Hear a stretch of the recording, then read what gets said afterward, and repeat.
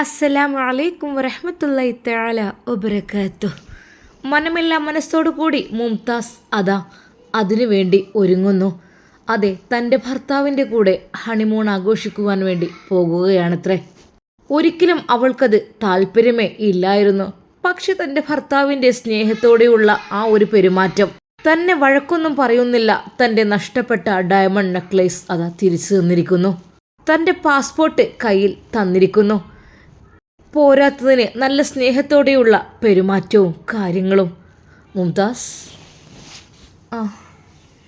എന്താ എന്നോട് ഇപ്പോഴും നിൻ്റെ പിണക്കം മാറിയിട്ടില്ലേ?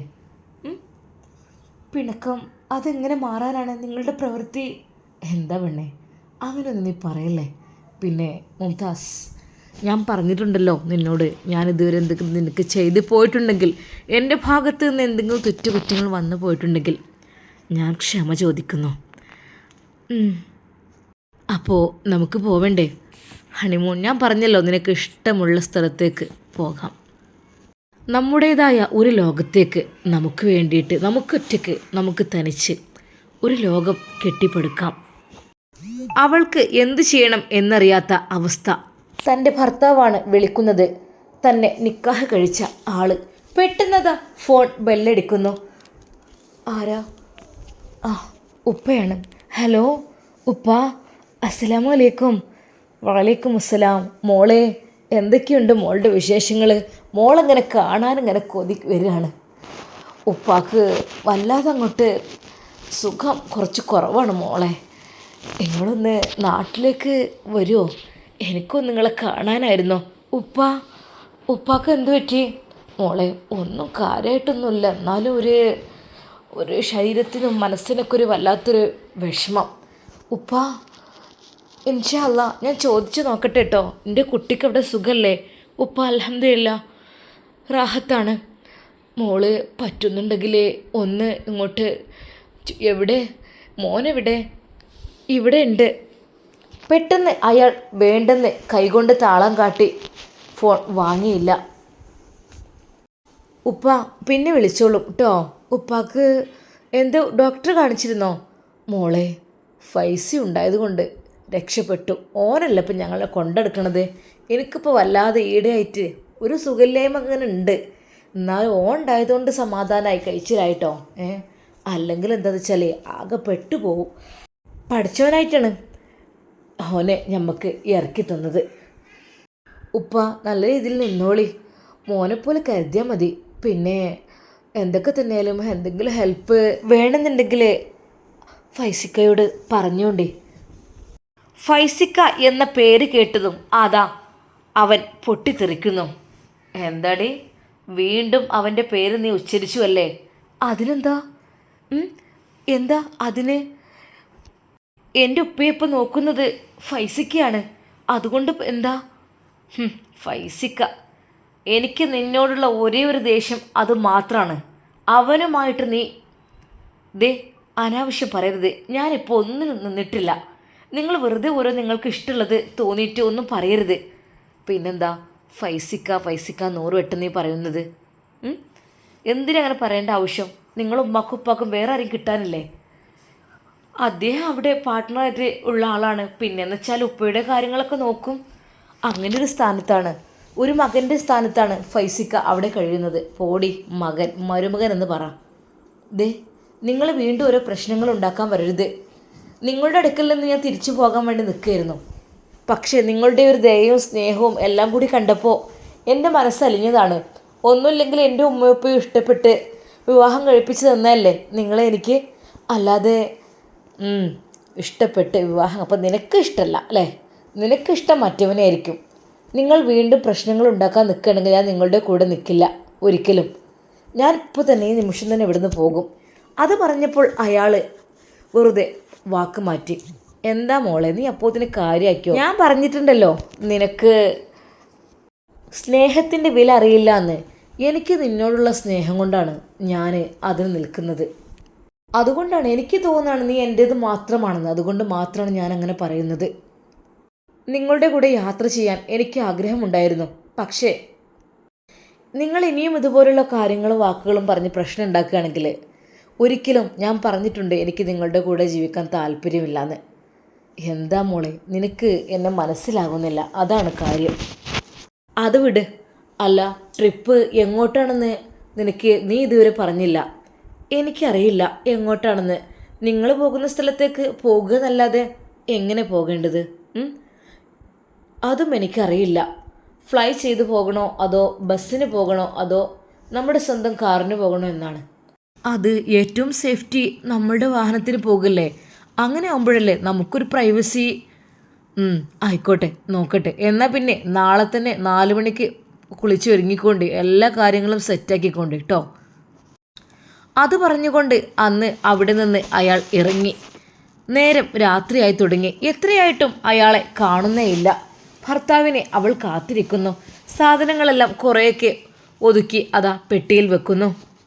ഉമ്മ പറയുന്നു, മോളെ ടൂറ് എത്ര ദിവസമാണ്? ഒരാഴ്ചക്കോ അതോ 2 ആഴ്ചക്കോ എങ്ങനെയാണ്? അറിയില്ലുമ്മ, എനിക്കറിയില്ല. എനിക്ക് താല്പര്യമൊന്നുമില്ലായിരുന്നു. പിന്നെ അദ്ദേഹത്തിന് മോളെ പൊയ്ക്കോ, ഓൻ്റെ സ്വഭാവം ഇത് നോക്കണ്ട, അതൊക്കെ ശരിയാക്കി എടുക്കുന്നത് നീയല്ലേ. ഹണിമൂൺ ആഘോഷിക്കുവാൻ വേണ്ടിയിട്ട് ടൂറ് പോകുവാൻ വേണ്ടി നിൽക്കുകയാണ് അവർ. സമയം 10 കഴിഞ്ഞു. അവൾ ക്ലോക്കിലേക്ക് നോക്കി. കാണുന്നില്ല. 11 ഇപ്പോഴുമില്ല. 12 അവൾ ക്ഷമനശിച്ച് അതാ പുറത്തേക്ക് നോക്കി. ഇത്ര ടൈമായിട്ടും അകത്തേക്ക് കയറാനായിട്ടില്ല. 4 മണിക്ക് എങ്ങനെ എണീറ്റ് പോകാനാണ് എനിക്കറിയുന്നില്ല. പെട്ടെന്നതാ അവളുടെ ഫോണിലേക്ക് ഒരു കോൾ വരുന്നു. ഹലോ.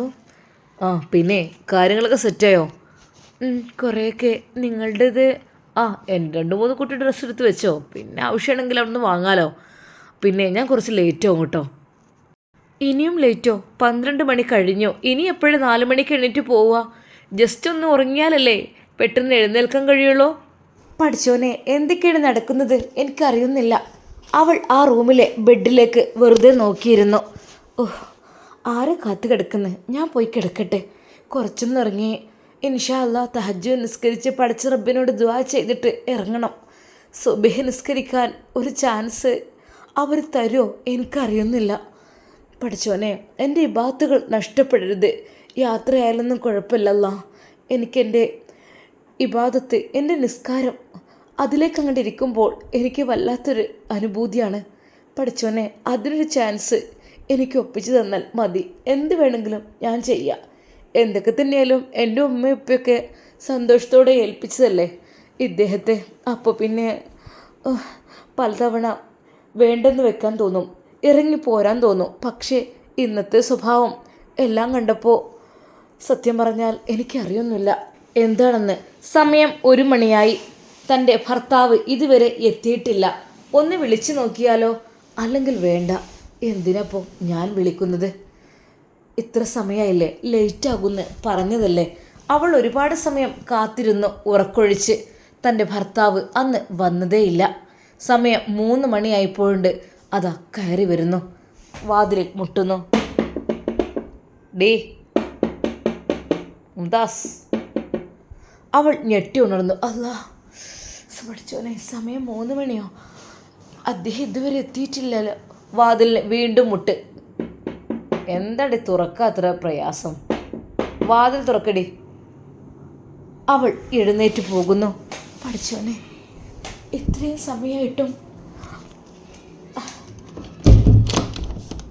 എന്താടി, ഉറങ്ങിപ്പോയോ? പിന്നെന്താ, എത്ര ടൈമായി? സമയം 3:30. സമയം നോക്കി. അതല്ല, എവിടെയായിരുന്നു ഇതുവരെ? ഞാൻ എൻ്റെ ഫ്രണ്ട്സുകളുടെ കൂടെ ആയിരുന്നു. ഫ്രണ്ട്സുകൾ? ഈ സമയത്ത്, ഈ അർദ്ധരാത്രിയിലെ? ഫ്രണ്ട്സുകളൊരു പാർട്ടി ഉണ്ടായിരുന്നു. ആ പാർട്ടി കഴിഞ്ഞിട്ട് പോകാമെന്ന് കരുതി. അങ്ങനെ ലേറ്റായി. എന്താ, നിങ്ങൾ എന്തെങ്കിലും ലഹരി ഉപയോഗിച്ചിട്ടുണ്ടോ? ലഹരി? എന്താ നീ പറയുന്നത്? ദേ, വേണ്ടാത്തൊന്നും പറയല്ല കേട്ടോ ഈ നല്ലൊരു നിമിഷത്തിൽ. പിന്നെന്താ, നിങ്ങളുടെ കണ്ണുമുഖമൊക്കെ വല്ലാണ്ടിരിക്കുന്നല്ലോ. ഒന്നുമില്ലല്ലോ, അത് ഉറക്കൊഴിച്ചിട്ടാണ്. അവൾ പെട്ടെന്ന് അതാ എഴുന്നേറ്റ് വാഷ്റൂമിൽ പോയി ഉളൂഹ് ചെയ്ത് നിസ്കരിക്കുവാൻ വേണ്ടി ഒരുങ്ങുന്നു. ഏതായാലും ഒന്നുറങ്ങി എഴുന്നേറ്റു. ഇനിയിപ്പോൾ ഉറങ്ങാനും സമയമില്ല. അല്ല, പോകുന്ന വഴിയിൽ സുബ്ഹി നിസ്കരിക്കാൻ ഉം. നിന്നെ കൊണ്ടുപോകുമ്പോൾ അതൊരു പ്രശ്നമുണ്ടല്ലേ? ഇടയ്ക്കിടയ്ക്ക് നിസ്കാരത്തിൻ്റെ കാര്യമൊക്കെ. അല്ല, ലുഹറും അസറും അതൊക്കെ ഇങ്ങനെ ജമ്മും കസറൊക്കെ ആക്കി നിസ്കരിക്കാം. സുബിഹ് അതൊന്നും അത് പറ്റില്ല. ഓഹോ, പണ്ഡിതയുടെ കൂടെയാണല്ലോ എൻ്റെ യാത്ര അല്ലേ? എന്തൊക്കെ തന്നെയാലും അടിപൊളിയായിരിക്കും. അയാൾ ഉറക്കം തൂങ്ങിക്കൊണ്ട് ഇരിക്കുകയാണ്. അവൾ അപ്പോഴേക്കും കുളിച്ച് ഫ്രഷായി. നിസ്കാരമെല്ലാം കഴിഞ്ഞു. 4 മണിയായപ്പോഴേക്കും അവളതാ ഒരുങ്ങി. ആഹാ, ലുക്കായിട്ടുണ്ടല്ലോ നീയ്. ആ പിന്നെ എന്താ നിങ്ങളിപ്പോഴും ഇങ്ങനെ? അപ്പോഴേക്കും അതാ താഴെ ഫ്ലാറ്റിൻ്റെ താഴ്ഭാഗത്തായിട്ട് വണ്ടിയുടെ ഹോണടി കേൾക്കുന്നു. 4 മണിയായപ്പോൾ. ദേ, അത് ഇങ്ങോട്ടുള്ളതാണോ? നീ ഇറങ്ങിച്ചല്ലേ, ഞാൻ ഇപ്പോൾ വരാം. വേണ്ട, ഒരുമിച്ച് ഇറങ്ങാം. ഇറങ്ങിച്ചെല്ലു വേണ്ടേ, നിനക്കെന്താ പേടിയാണോ? ലഗേജുകൾ ആ ഒരു ലിഫ്റ്റിലെടുത്ത് വെച്ച് ഇറങ്ങിക്കൂട്, ഞാൻ ഇപ്പോൾ വരാം. വേണ്ട, ഒരുമിച്ച് ഇറങ്ങാം. അവൾ ഇറങ്ങിയില്ല. പറഞ്ഞത് അനുസരണ എന്നുള്ള സംഭവം നിനക്ക് നിൻ്റെ അടുത്തുകൂടെ പോയിട്ടില്ല. അല്ല, എന്തിനാണ് ഒരുമിച്ച് ഇറങ്ങണ്ട? എന്നെ മാത്രം? ഒന്നുമില്ല, ലഗേജും കാര്യങ്ങളൊക്കെ ആകുമ്പോൾ പെട്ടെന്ന് നിങ്ങൾ എത്തിക്കോട്ടെ വിചാരിച്ചിട്ടാണ്. വേണ്ട, നിങ്ങളുടെ കൂടെ ഞാനുള്ളൂ ലിഫ്റ്റിൽ. ഞാൻ തനിച്ച് ആ ലഗേജുമായി ഒറ്റയ്ക്ക്, നിങ്ങൾ പിന്നെ തനിച്ച്, അതെനിക്ക് ഒട്ടും താല്പര്യമില്ല. എന്തൊക്കെ തന്നെയാലും അയാൾ അതാ മാറ്റി ഒരുങ്ങി ഉമ്മയോട് യാത്ര പറയുന്നു. ഉമ്മ, ഞങ്ങൾ പോയിട്ട് വരാട്ടോ. ആ മോളെ പൊയ്ക്കോളി, ശ്രദ്ധിച്ച് പോണേ. പിന്നെ വിവരങ്ങളൊക്കെ ഒന്ന് പറയണം വിളിച്ചിട്ടൊക്കെ. എന്നാൽ ഞങ്ങൾ പോയിട്ട് വരാം, അയാളും പറഞ്ഞു. അങ്ങനെ അതാ അവർ ലിഫ്റ്റിലേക്ക് ലഗേജുകൾ വെച്ച് ഇറങ്ങുന്നു. സമയം പുലർച്ചെയാണ്. ലിഫ്റ്റിൽ നിന്ന് ഇറങ്ങി ആ ഒരു കാഴ്ച കണ്ട് അവൾ ശരിക്കും ഞെട്ടി. ലാഹുലോ അല, ഇതെന്താ? ഇതാണ് നമ്മുടെ ടൂറിസ്റ്റ് ബസ്. Tourist bus? അപ്പോൾ നിങ്ങളല്ലേ പറഞ്ഞത് കാറിന് എന്നൊക്കെ? അല്ല, ഇത് വലിയൊരു ടൂറായി മാറി. ഒരുപാട് എൻ്റെ ഫാമിലി ഫ്രണ്ട്സ്, അതായത് എൻ്റെ ഫ്രണ്ട്സ് കപ്പിൾസ്, ഓക്കെ, എല്ലാവരുടെയും ഭാര്യ ഭർത്താക്കന്മാർ എല്ലാവരും ഉള്ളൊരു ടൂറായി മാറി ഇത്. ഓഹോ, അപ്പോൾ ഇതായിരുന്നോ ഇന്നലത്തെ പ്ലാനിങ്? സത്യം പറഞ്ഞാൽ അവൾക്ക് തീരെ താല്പര്യമില്ലാത്ത പോലെ തോന്നി. കാരണം അവരുടെ ഡ്രസ്സും കാര്യങ്ങളും എല്ലാം കൂടി കാണുമ്പോൾ അവൾക്ക് എല്ലാം കൂടി അതൊരിടങ്ങാറാണ്. അവൾ പിന്നോട്ട് നിൽക്കുമ്പോൾ, മുംതാസ് കയറ്, ലഗേജൊക്കെ ഞാൻ ഇവിടെ സെറ്റാക്കാം. അയാളുടെ ആ ഒരു കൽപ്പന പ്രകാരം അവളതാ ബസ്സിലേക്ക് കയറുന്നു. സത്യം പറഞ്ഞാൽ അവളുടെ കണ്ണിന് വല്ലാത്തൊരു അറപ്പ് തോന്നുന്ന വേഷത്തിലായിരുന്നു അവർ അധികം ആളുകളും. ഓഹ്, എന്താ റബ്ബേ, ഇത് കാണാൻ കഴിയുന്നില്ല. ഒന്നുമില്ലെങ്കിൽ പെണ്ണുങ്ങളല്ലേ, അല്പക്കൊന്ന് അവർത്തൊക്കെ മറച്ചിട്ട് വേണ്ടേ ഇരിക്കാൻ? ഇവരുടെ കൾച്ചർ അതല്ലേ, സാരമില്ലല്ലോ, കുഴപ്പമില്ല. ഞാനല്ലേ ഇവരുടെ ഇടയിലേക്ക് എത്തിയത്. അവർ എന്നും അങ്ങനെ തന്നെയാണ്, അവർക്കത് ശീലമായതാണ്. പക്ഷേ എനിക്കത് കാണുമ്പോൾ വല്ലാത്തൊരു വിഷമം തോന്നണം. ഒന്നുമല്ല, എൻ്റെ ഹസ്ബൻഡും അത് കാണുമ്പോൾ അദ്ദേഹത്തിന് അപ്പോൾ ഇതിനായിരുന്നു എന്നോട് സ്നേഹം അഭിനയിച്ച് വിളിച്ചു കൊണ്ടുവന്നത്. ഇപ്പം മനസ്സിലായി, കാര്യങ്ങളൊക്കെ പിടികിട്ടി. അതായത് എന്നോട് അങ്ങനെയൊക്കെ പറഞ്ഞപ്പോൾ എന്നോട് എന്തൊക്കെയായിരുന്നു പറഞ്ഞിരുന്നത്? നിനക്ക് ഇഷ്ടമുള്ള സ്ഥലത്തേക്ക് നിനക്ക് ഇഷ്ടപ്പെട്ട രീതിയിൽ തന്നെ ഞാൻ കൊണ്ടുപോകും, അങ്ങനെയൊക്കെ പറഞ്ഞങ്ങ് സോപ്പിട്ട് നിർത്തിയിട്ട് ഈ ഒരു ടൂറിന് വേണ്ടിയിട്ടായിരിക്കും. ഇന്നലെ രാത്രി നല്ല പ്ലാനിങ് തന്നെ ആയിരിക്കും എല്ലാവരും കൂടെ ടൂറിനുള്ള. അതുതന്നെ ആയിരിക്കും നേരം ലേറ്റായത്, അത് ഉറപ്പല്ലേ? ഞാൻ രക്ഷപ്പെടണമെന്ന് കരുതിയതാണ്. ഇദ്ദേഹത്തിൻ്റെ ആ ഒരു സ്നേഹവും സ്വഭാവവും കണ്ട് അറിയാതെ അവിടെ ഇരുന്ന് പോയി. എല്ലാം മനസ്സിൽ നിന്ന് മാഞ്ഞു പോലെ പോയി തോന്നി. പക്ഷേ അതിൻ്റെ പിന്നിൽ ഇങ്ങനെ ടൂർ പ്ലാൻ ചെയ്തത് ഞാൻ ഒരിക്കലും വിചാരിച്ചില്ല. ഹണിമൂണെന്ന് വിചാരിച്ചപ്പോൾ ഞാൻ കരുതി ഞങ്ങൾ രണ്ടുപേരും ഒറ്റയ്ക്കുള്ള യാത്രയാണെന്ന്. പക്ഷേ ഇത്രയ്ക്കും വലിയ ഒരു ഹണിമൂൺ ആഘോഷം അത് ഞാൻ ഒരിക്കലും വിചാരിച്ചില്ല. ഇങ്ങനെയാണെങ്കിൽ ഞാൻ വരില്ലായിരുന്നു. അവളുടെ മുഖം വല്ലാതെ അങ്ങ് മങ്ങിയിട്ടുണ്ട്.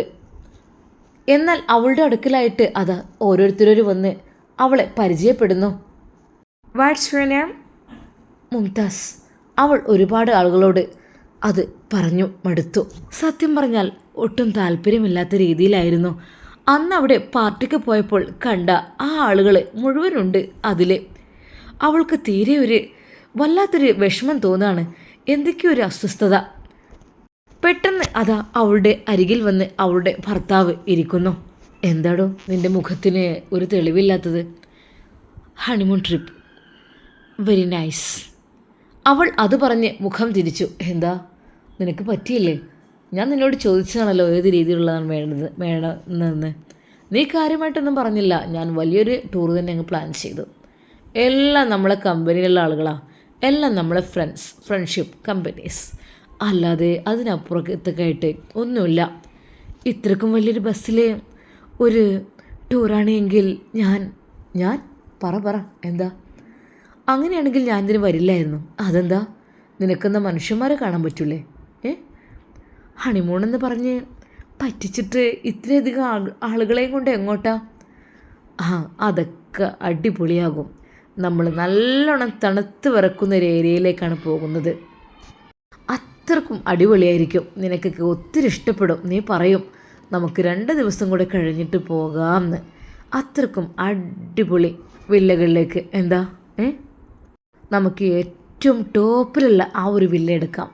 അങ്ങനെയാകുമ്പോൾ പ്രകൃതി രമണീയമായ ആ ഒരു കാഴ്ചകൾ എല്ലാം തന്നെ കാണാൻ കഴിയും. അവൾ തൻ്റെ ഭർത്താവിൻ്റെ മുഖത്തേക്ക് ദയനീയമായി നോക്കി. എന്താ നിനക്കൊട്ടും ഇഷ്ടപ്പെട്ടില്ലേ? അതൊക്കെ എൻജോയ്മെൻ്റ് ആവും, കുറച്ചങ്ങ് കഴിയട്ടെ. അപ്പോഴേക്കും അതാ ബസ് എടുക്കുന്നു. എല്ലാവരും അതാ സന്തോഷത്തോടു കൂടി പാട്ടും കൂത്തും കളിയും തുടങ്ങുന്നു. അവൾ ആ സീറ്റിൽ തന്നെ ഇരുന്നു. എന്താ നിനക്ക് പാട്ടൊന്നും പാടണ്ടേ? നിനക്ക് ഡാൻസൊന്നും കളിക്കണ്ടേ? വേണ്ട. സമയം സുബഹിൻ്റെ ടൈം അതാ കഴിയുവാനായി തുടങ്ങുന്നു. അവൾ തൻ്റെ ഭർത്താവിനോട് ചോദിക്കുന്നു, അതെ എനിക്ക് സുബഹി നിസ്കരിക്കാൻ എവിടെയെങ്കിലും ഒന്ന് നിർത്തിത്തരണം, സമയം ദാ കഴിയാറായി. ആഹാ, എങ്ങനെ നിർത്താനാ? നിനക്ക് ഒരാൾക്ക് നിസ്കരിക്കുവാൻ വേണ്ടി ഈ ഒരു ബസ് മുഴുവൻ നിർത്തുകയെന്ന് വെച്ചാൽ അത് നടക്കുന്ന കാര്യമാണോ? അല്ല, അപ്പോൾ നിങ്ങൾക്കാർക്കും അതില്ലേ നിസ്കാരം എന്നുള്ള സംഭവം? ഇതിൽ കൂടുതലും മുസ്ലിംസ് ഉണ്ടല്ലോ അല്ലേ? പിന്നെ മുസ്ലിംസ് ഏതാ ഹിന്ദുസ് ഏതാ അറിയുന്നില്ല. മൊത്തത്തിൽ എടി പെണ്ണെ, ഇത് സ്ഥലം വേറെയാണ് കേട്ടോ, അമേരിക്ക. ഇവിടെ നിൻ്റെ ആ ഒരു ദീനപരമായ കാര്യങ്ങളൊന്നും നടക്കില്ല കേട്ടോ. പിന്നെ നിനക്ക് ആഗ്രഹം ഉണ്ടെങ്കിൽ തന്നെ ഈ ബസ്സിൽ ഇരുന്ന് ഇരിപ്പിൽ അങ്ങ് നിസ്കരിച്ചോ. അതെങ്ങനെ? അതങ്ങനെ തന്നെയാണ്. അങ്ങനെ നിസ്കരിച്ചോ. പിന്നെ ആളുകൾ കാണരുത് കേട്ടോ. ആളുകൾ കണ്ടാൽ എനിക്കാണ് അതിൻ്റെ നാണക്കേട്. എന്നെ അങ്ങ് കളിയാക്കി വിടും നിൻ്റെ ബീവി എന്നൊക്കെ പറഞ്ഞിട്ട്. വെറുതെ വേണ്ടാത്ത പണിക്ക് നിൽക്കണ്ട. റൂമിലൊക്കെ എത്തിയിട്ട് ഒക്കെ നിസ്കരിച്ചങ്ങ് തീർക്കാം, അതായിരിക്കും നല്ലത്. അല്ലാ, എൻ്റെ സുബഹെ നഷ്ടപ്പെടണല്ലോ റബ്ബേ. സുബഹി നിസ്കരിച്ച് ഇറങ്ങിയാൽ മതിയായിരുന്നു.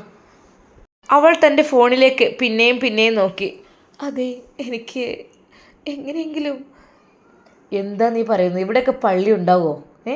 നിസ്കരിക്കാനുള്ള കുറച്ച് ക്രിസ്ത്യൻസ് ചർച്ചുകൾ ഉണ്ടാവും, അവിടെ പോയി നിസ്കരിച്ചാൽ മതിയോ നിനക്ക്? അല്ല, എനിക്ക് എങ്ങനെയെങ്കിലും റൂമെങ്കിലും. ഇത് വല്ലാത്തൊരു കൂത്തായി പോയല്ലോ. അതെ, ഇവിടെ ഒന്നും നിർത്തില്ല. ഇനി 2-2.5 മണിക്കൂർ കഴിഞ്ഞിട്ട് നമ്മൾ നിർത്തുള്ളൂ, ഫുഡ് എന്തെങ്കിലും കഴിക്കാൻ വേണ്ടിയിട്ട്. അല്ലാതെ ഇപ്പോഴൊന്നുമില്ല. അവൾക്ക് സങ്കടം വന്നു. റബ്ബേ, എൻ്റെ സുബഹ് അതാ തെറ്റാൻ പോകുന്നു. ഒരു നിമിഷം അവൾ പടച്ച റബ്ബിനോട് ദുആ ചെയ്തു. റബ്ബേ, അല്ലാഹുവേ, സുബഹ് തെറ്റിച്ചിട്ടില്ല ഇപ്പോഴത്തൊന്നും, പണ്ട് ചെറുപ്പത്തിലൊക്കെ എന്നല്ലാതെ. പക്ഷേ ഇപ്പോഴിതെൻ്റെ സുബഹ് നിസ്കരിക്കുവാൻ വേണ്ടി നഷ്ടപ്പെടാൻ പോവാണ്. സുബഹ് നിസ്കാരം. റബ്ബേ, അല്ലാ. ഒരു നിമിഷം അവൾ പടച്ച റബ്ബിനോട് കരഞ്ഞ് പ്രാർത്ഥിച്ചു. അല്പസമയത്തിന് ശേഷം അതാ ഓടിക്കൊണ്ടിരിക്കുന്ന ആ വാഹനം എന്തോ ഒരു സ്റ്റാർട്ടിങ് പ്രോബ്ലം കൊണ്ട് എന്തോ ഇത് കംപ്ലൈൻറ്റ് വരുന്നു. ഒരു നിമിഷം എന്തു പറ്റി എന്ന് പറഞ്ഞ് എല്ലാവരും അതാ ഓടിക്കൂടുന്നു. എല്ലാവരും ജസ്റ്റ് ഒന്ന് ഇറങ്ങുമോ? ഡ്രൈവറുടെ ആ ഒരു വാക്കുകൾ. എന്തോടെ കംപ്ലൈൻറ്റുള്ള ബസ്സുമായിട്ടാണോ ടൂറിന് വരുന്നത്? അല്ല മേഡം, ഇതെന്തോ ഒന്ന് ചെറുതായിട്ടൊരു എന്തൊരു പൊട്ടിയിട്ടുണ്ട്, അതാണ്. കുഴപ്പമില്ല, അത് ഇവിടെ ഒരു വർക്ക്ഷോപ്പിൽ ഒന്ന് ജസ്റ്റ് കാണിച്ചു നോക്കിയാൽ മതി. എന്നാൽ എല്ലാവരും ഇറങ്ങിക്കോളൂ. സുബഹ് തെറ്റുവാൻ ഇനി മിനിറ്റുകൾ മാത്രമാണ് ബാക്കി. പടച്ചോനെ, എന്താ ഞാൻ ചെയ്യുക? എനിക്കറിയുന്നില്ല. പടച്ച റബ്ബിനോട് ചോദിച്ചാൽ എന്തും കിട്ടും എന്നതിൻ്റെ ഒരു ഉദാഹരണം എന്നോണം അതാ ആ ഭാഗത്തായിട്ട് ഒരു പൈപ്പ് കാണുന്നു അവൾ. അല്ലാ, പടച്ചോനെ റബ്ബേ, ഇവിടെ. അപ്പോൾ അവർ പറഞ്ഞു, ആർക്കെങ്കിലും റെസ്റ്റ് എടുക്കണമെങ്കിൽ അതാ ഇവിടെ റെസ്റ്റ് റൂം ഉണ്ട് കേട്ടോ. എന്ന് പറഞ്ഞ് ഒരാൾ അത് കാണിച്ചു തരുന്നു. അതിനെന്തോ ചെറിയൊരു ക്യാഷ് എന്തോ കൊടുത്താലും മതി. ഹോ പഠിച്ചവൻ്റെ ഭാഗ്യം. ബാത്റൂം, പൈപ്പ്, റൂം എല്ലാമുള്ള ഒരു സ്ഥലത്താണ് അവർ എത്തിയത്. വഴിയരികിലെ യാത്രക്കാർക്ക് പ്രത്യേകമായി സെറ്റാക്കിയതായിരുന്നു. പക്ഷെ അതിൽ യാത്രക്കാരായ സ്ത്രീകൾക്ക് നമസ്കരിക്കുവാനുള്ള സൗകര്യമെന്നൊന്നും എഴുതി വച്ചിട്ടില്ല. അല്ലെങ്കിലും അവിടെ എഴുതി വച്ചിട്ട് ആര് നിസ്കരിക്കാൻ? അവൾ പെട്ടെന്ന് തന്നെ അതാ ഉളൂഹ് ചെയ്തു വന്നു. തൻ്റെ ബാഗിൽ കരുതിയിരുന്ന ആ ഒരു നിസ്കാരക്കുപ്പായ മുസല്ല അതവൾ പ്രത്യേകമായി കരുതിയതായിരുന്നു. അത് അവൾ ഒരു വൃത്തിയുള്ള ആ റൂമിൻ്റെ ഒരു മൂലയിൽ വിരിച്ചു. ഫോണിൽ കഅബ സെറ്റാക്കി. അൽഹംദുലില്ലാ, പെട്ടെന്ന് ഖിബിലയെല്ലാം റെഡിയായി കിട്ടി. അവൾ നിസ്കരിക്കുന്നു. കൂടെ വന്ന പെണ്ണുങ്ങൾ അത്ഭുതത്തോടെ അവളെ നോക്കുന്നു. എല്ലാവരും പരസ്പരം തോണ്ടിക്കൊണ്ട് കാണിച്ചു കൊടുക്കുന്നു. കണ്ടില്ലേ, നിസ്കരിക്കുകയാണ്. ഓ, ഇങ്ങനെ യാത്രയിലും നമ്മളൊക്കെ നിസ്കാരം എന്നുള്ള സംഭവം തന്നെ ഇല്ലല്ലോ. അവൾ സുബഹി നിസ്കരിച്ച് അള്ളാഹുവിലേക്ക് കൈകളുയർത്തി ദുആ ചെയ്യുന്നതും അവർ കണ്ടു. അത് കണ്ടവരൊക്കെ ശരിക്കും അത്ഭുതപ്പെട്ടു പോവുകയാണ്. ഈ പെണ്ണ് എന്തൊക്കെയോ വ്യത്യാസമുള്ള പെണ്ണാണല്ലോ. നമ്മളെ കളിയും ചിരിയും ഡാൻസൊന്നും പറ്റുന്നില്ലേ? എനിക്കറിയുന്നില്ല. എന്തൊക്കെ തന്നെയാലും അവൻ്റെ ഭാര്യ കൊള്ളാലോ. ഇത്രക്കും നല്ല രീതിയിൽ ജീവിക്കുന്ന പെൺകുട്ടികൾ അമേരിക്കയിലോ? അത്ഭുതം തന്നെ. നിസ്കാരം കഴിഞ്ഞ് ദുആ ചെയ്ത് അവൾ മുസല്ലയും തൻ്റെ നിസ്കാരക്കുപ്പായോ ശരിക്കും മടക്കി അത് ആ ബാഗിൽ വെക്കുവാൻ നിൽക്കുമ്പോൾ ഒരു നിമിഷം അവൾ ചോദിച്ചു, ആർക്കെങ്കിലും വേണോ എന്നുള്ള രീതിയിൽ. അവരെല്ലാവരും അവളെ തുറിച്ചു നോക്കി എന്നല്ലാതെ അവരാരും നിസ്കരിക്കണമെന്നോ ഒന്നും പറഞ്ഞില്ല.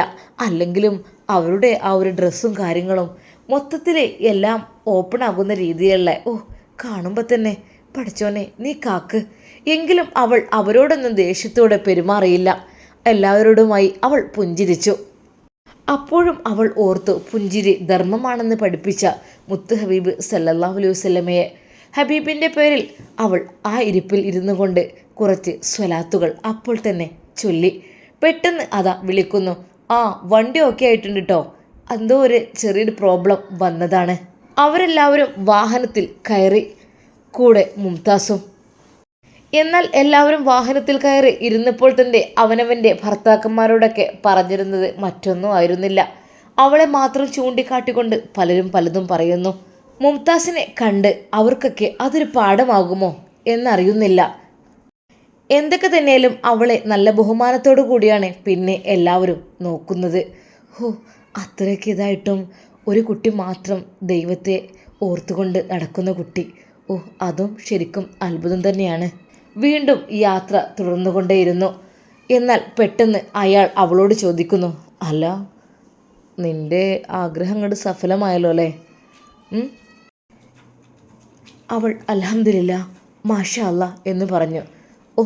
നീ പ്രാർത്ഥിച്ചാൽ ഇത്ര പെട്ടെന്ന് ഉത്തരം കിട്ടുമെന്ന് ഞാൻ ഒരിക്കലും വിചാരിച്ചില്ല. ശരിക്കും ആ യാത്രയിലെ ആ ഒരു കൂട്ടത്തിൽ കുറച്ച് മലയാളി ഫ്രണ്ട്സും ഫാമിലിയും ഒക്കെ ഉണ്ടായിരുന്നു. മുസ്ലിംസ് പേരുകൊണ്ടുണ്ട്, പക്ഷേ നടപടി ഒന്നുമില്ല. ശരിക്കും ഇവളുടെ പ്രവൃത്തിയിൽ അവർക്കെല്ലാം അത്ഭുതം തോന്നുകയാണ്. എന്നാലും നല്ലൊരു പെൺകുട്ടി എന്നുള്ള രീതിയിൽ അവൻ അത്രക്കാരനൊന്നല്ലല്ലോ. അവൻ എല്ലായിടത്തും നമ്മളുടെ ഇടയിലൊക്കെ പാർട്ടിയും കാര്യങ്ങളും എല്ലാം ഉണ്ട് അവൻ്റെ അടുത്ത്, ഒന്നായിട്ടല്ല. പക്ഷെ അവളുടെ മുമ്പിൽ നല്ലതാണെന്ന് തോന്നുന്നു. ഇന്നലെയൊക്കെ എത്ര മണിക്കാ? ആ കുട്ടി ഒന്നും അറിയുന്നുണ്ടാവില്ല. ശരിക്കും പറഞ്ഞാൽ അവനനുസരിച്ച പെണ്ണല്ല അത്.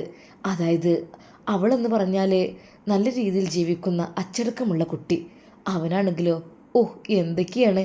നമ്മളുടെ ഇടയിലേക്ക് എത്തിയാൽ ഒന്നുമല്ല, അവനൊക്കെ ഭയങ്കരമായിട്ട് എൻജോയ്മെൻറ്റ് ചെയ്യുന്ന ടീമാണ്. ശരിക്കും പറഞ്ഞാൽ അവനനുസരിച്ചുള്ള ഭാര്യയല്ല അത് എന്നർത്ഥം. എല്ലാ കപ്പിൾസും അവളെക്കുറിച്ച് സംസാരിക്കുന്നു. അതിനിടയിൽ വിവാഹം കഴിയാത്ത കുറച്ച് ചെക്കന്മാരും കൂട്ടത്തിൽ ആ ഡയാനയും ഉണ്ടായിരുന്നു. അവൾ ഡയാനയെ കണ്ടിരുന്നില്ല.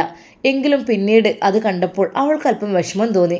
കാരണം എന്താ, തൻ്റെ ഭർത്താവിൻ്റെ കൂടെ എപ്പോഴും മുട്ടിയിരുമി നടക്കുന്ന പെണ്ണാണ്. പക്ഷേ ഇപ്പോഴത് കണ്ടിട്ടില്ല. ഇനി എപ്പോഴൊക്കെയാണാവോ. യാത്ര തുടർന്നു. അവർ ഭക്ഷണത്തിന് വേണ്ടി ഒരിടത്ത് ഇറങ്ങി. നല്ല രീതിയിൽ ഔറത്തെല്ലാം മറച്ചുകൊണ്ട് നല്ല അച്ചടക്കമുള്ള കുട്ടിയായി മുംതാസ്. ആ കൂട്ടത്തിൽ തികച്ചും വ്യത്യസ്തമായ രീതിയിൽ അവളെ കണ്ടിരുന്നു. ഭക്ഷണം അതാ എല്ലാവർക്കുമായി വിളമ്പുന്നു. എല്ലാവരും ഭക്ഷണം കഴിച്ചുകൊണ്ടിരിക്കുകയാണ്. പെട്ടെന്ന് ആ കൂട്ടത്തിൽ ടൂറ് വന്ന, അതായത് അവരുടെ കമ്പനിയിലെ ഒരു ജോലിക്കാരനായ ചെറുപ്പക്കാരൻ, ശരിക്കും മുംതാസിൻ്റെ നടപടിക്രമങ്ങൾ കണ്ട് അവൻ ശരിക്കും അത്ഭുതപ്പെട്ടിരുന്നു. പഠിച്ചോനെ, ഇവിടെ നിന്നപ്പോൾ ഇതൊക്കെ കാണുമെന്ന് വെച്ചാൽ ഒരു അത്ഭുതം തന്നെയാണ്. ഭക്ഷണം വിളമ്പി കൊടുക്കുന്നതിനിടയിൽ അവൾക്ക് ഒരു പ്ലേറ്റ് അതാ അവൻ എടുത്തു കൊടുക്കുന്നു. ഇത്താ പ്ലേറ്റ്സ്, ആ ഭക്ഷണം എടുക്കട്ടെ. ആ ഇത്താ, സത്യം പറഞ്ഞാൽ എനിക്ക് തികച്ചും വ്യത്യസ്തമായ രീതിയിൽ തോന്നിട്ടോ. എൻ്റെ പേര് മുംതാസ്. എൻ്റെ പേര് ഇർഫാൻ. പിന്നെ അമേരിക്കയിലെത്തിയിട്ട് ഞാനിവിടെ പഠിക്കുകയാണ്. അതിനിടയിൽ കല്യാണം കഴിഞ്ഞു. ആ ഓക്കെ.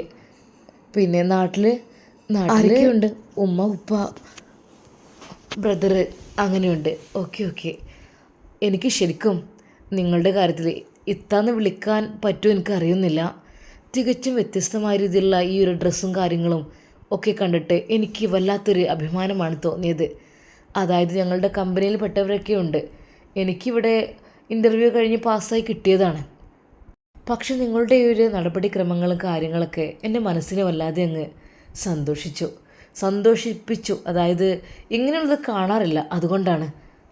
അവൾ പുഞ്ചിരിച്ചുകൊണ്ട് പറഞ്ഞു, നമ്മുടെ ഐഡൻറ്റിറ്റി നമ്മൾ കാത്തു സൂക്ഷിക്കണ്ടേ അല്ലേ?